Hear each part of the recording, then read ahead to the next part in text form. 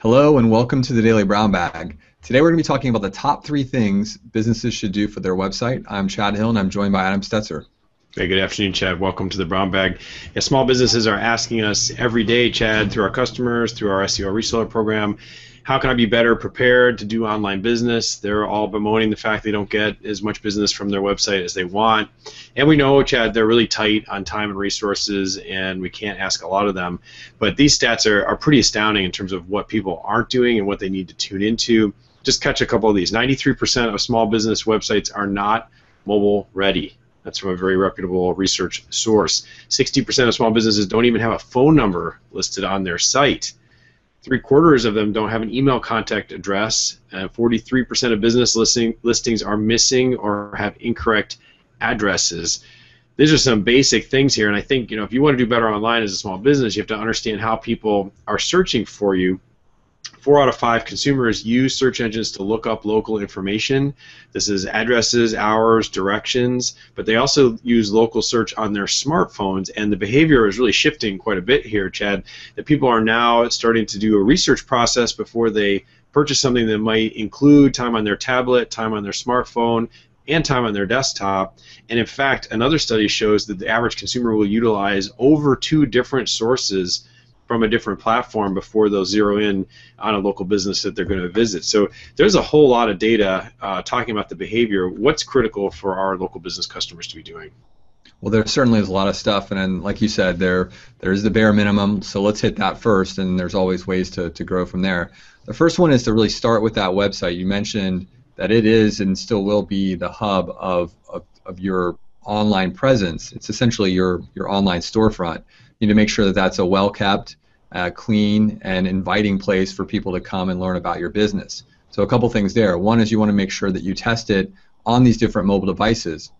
Websites, as you mentioned, many aren't ready for mobile. You should always look at them both on a tablet as well as at least an iPhone and an Android device. Maybe you can leave some of the more obscure platforms out there, but check them out to make sure that your content is visible. Make sure that your contact information is visible.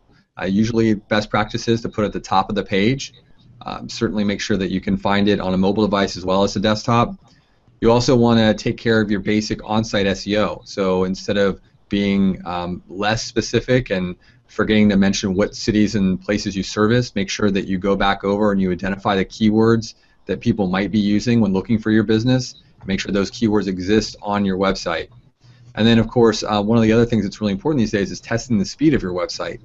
Google has actually shown this many times that fractions of seconds and certainly seconds make a difference. People aren't that patient, and so if they sense that the website's taking too long to load, they're going to hit the back button and go to the next one. So make sure all those things are in place.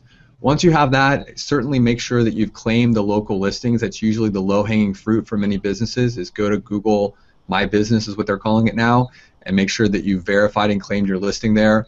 We also recommend using services like Yext, which gets you all of the other directories that are important other than Google My Business. So those are certainly important things to start with. And then I think the last one is to look at social media, but be realistic about what you're going to do with it.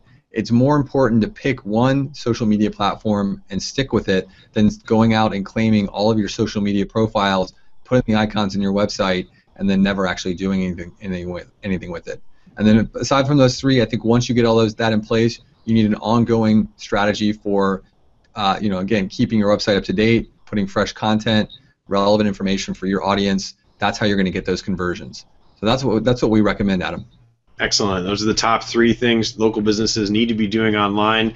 You hit some of the big ones there, Chad. There's no doubt that mobile is going to continue to be huge as new devices and these patterns of how people shop and research continue to evolve.